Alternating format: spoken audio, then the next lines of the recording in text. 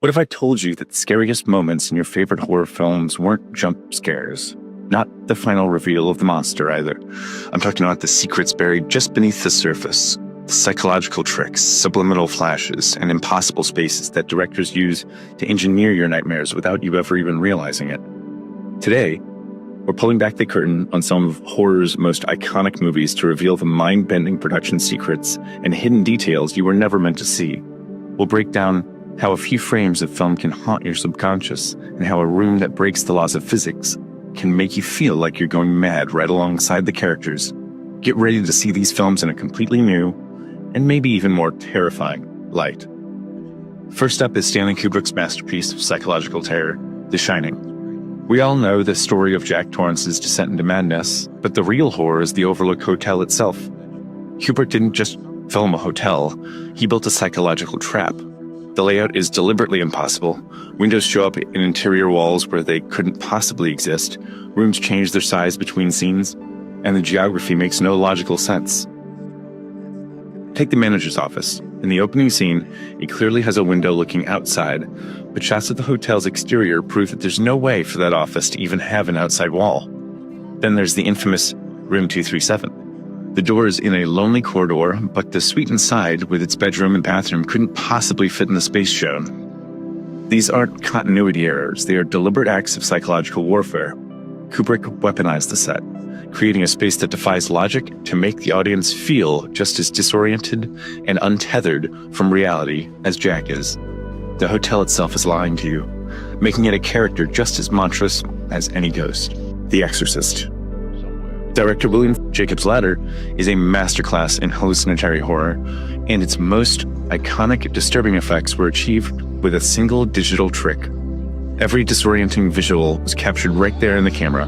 The film's signature shaky head effect, where characters vibrate with demonic speed, is a perfect example of this practical genius. To pull it off, the actors would shake their heads back and forth as fast as they could. Lynn filmed this action at a super slow frame rate at about 4 frames a second. When played back at the standard 24 frames a second, the movement becomes a blurred, impossibly fast vibration that looks profoundly unnatural and deeply unsettling. This hands-on approach grounds the film's most surreal moments in a terrifying reality, blurring the line between Jacob's world and his hellish visions. It feels so real, because in a way, it was. In space, no one can hear you scream, but on the set of Alien, the screams were very real. The terror of the xenomorph comes from how little we actually see of it. Director Ridley Scott and artist H.R. Geiger designed a creature that was biomechanical and vaguely humanoid, but Scott made the crucial decision to keep it hidden in shadow for most of the film. Your imagination does the heavy lifting, creating something far scarier than any person in a suit could ever be. But the genius didn't stop there. To sell the massive scale of the derelict alien ship and the giant pilot, the space jockey, Scott used a brilliant trick. He cast his own children as his cinematographer's son in a smaller, custom-made spacesuit. Placing them on the set made the environment around them look absolutely immense. Then for the famous chestburster scene, the crew didn't tell the cast exactly what was about to happen. Their genuine reactions of shock and horror are what you see on the screen when that creature erupts from John Hurt's chest. Tarsem Singh's The Cell is a visual feast of surreal horror that plunges you directly into the mind of a serial killer. And the wildest part, those bizarre, stunning dreamscapes weren't primarily CGI. The filmmakers relied on breathtaking practical sets and costumes inspired by surrealist art. They even had 2 different production designers, one for the real world and one for the killer's twisted mindscapes. The unforgettable scene with the horse seemingly sliced into sections and encased in glass was done for real using incredibly intricate set pieces and clever camera angles. The elaborate costumes were physical works of art that externalized the characters' psychological states. By building these nightmares in the real world, Tarsem made the fantasy feel tangible and heavy, turning a journey into a killer's mind into a truly visceral experience. Alright, we're halfway through our trip into horror's best-kept secrets, and want more breakdowns of your favorite films?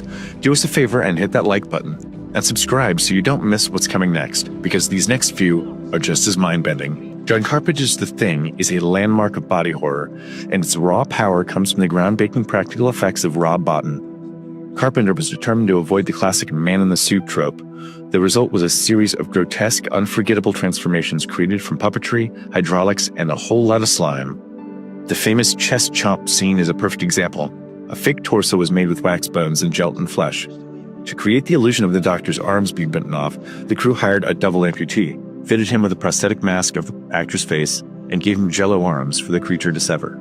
The result is one of the most shocking and raw scenes in horror history. The spider-head creature was another practical marvel, operated with radio controls and puppetry. By focusing on the actor's terrified reactions just as the monster, the filmmakers made audiences believe the unbelievable. Wes Craven's A Nightmare on Elm Street gave us a new kind of slasher, one who kills you in your dreams. To bring Freddy Krueger's surreal world to life, the film relied almost entirely on practical old-school effects. One of the most iconic scenes is Glenn's death, where a geyser of blood erupts from his bed and paints the ceiling red. They didn't do it with CGI or complex wire rigs. The solution was far more ingenious. The entire bedroom set was built inside a giant rotating gimbal. They bolted the bed to the ceiling and then poured hundreds of gallons of fake blood through it, letting gravity do the work. Director Wes Craven and his cinematographer captured the shot while strapped into race car seats to keep them from falling. Even Freddy pushed his face through the wall above Nancy's bed was a simple trick using a stretched sheet of spandex.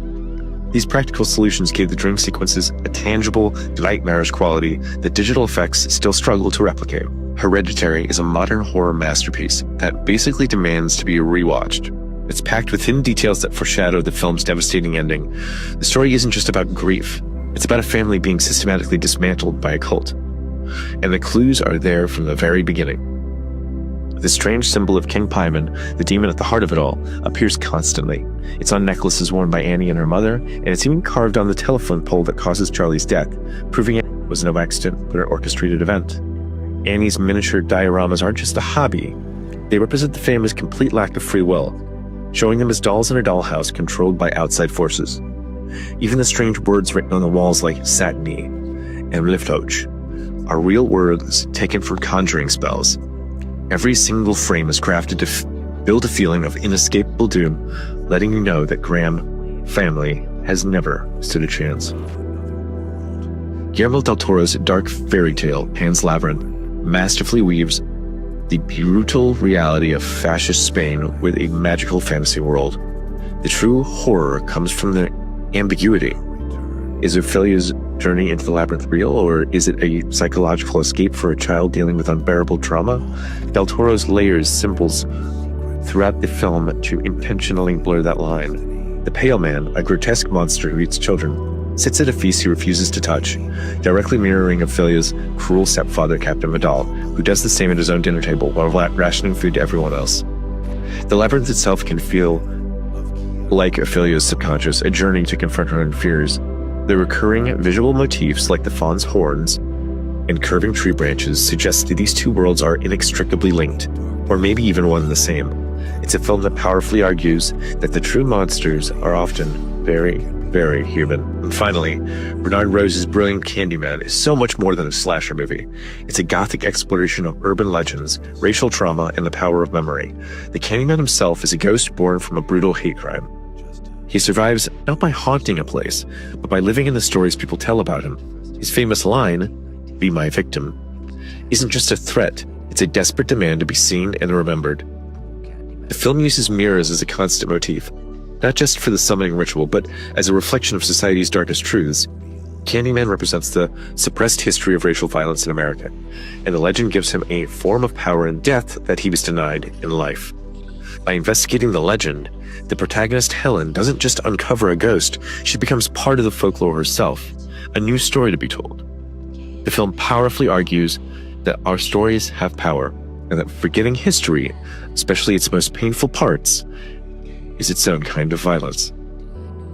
From impossible rooms and subliminal frames to practical magic and hidden symbols, these directors prove that the best horror isn't always what you see, but what you feel.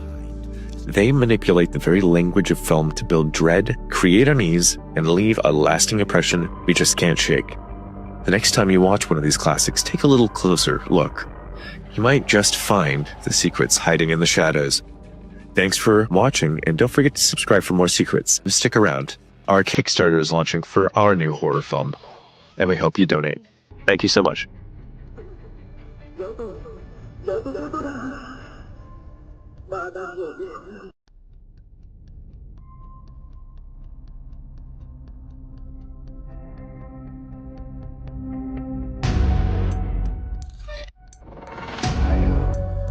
Just call me Ted.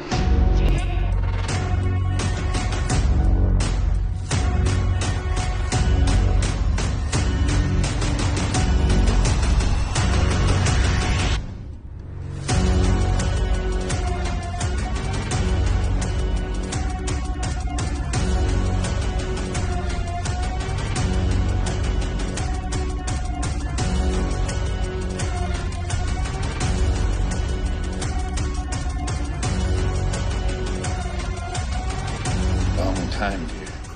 Just call me Teddy.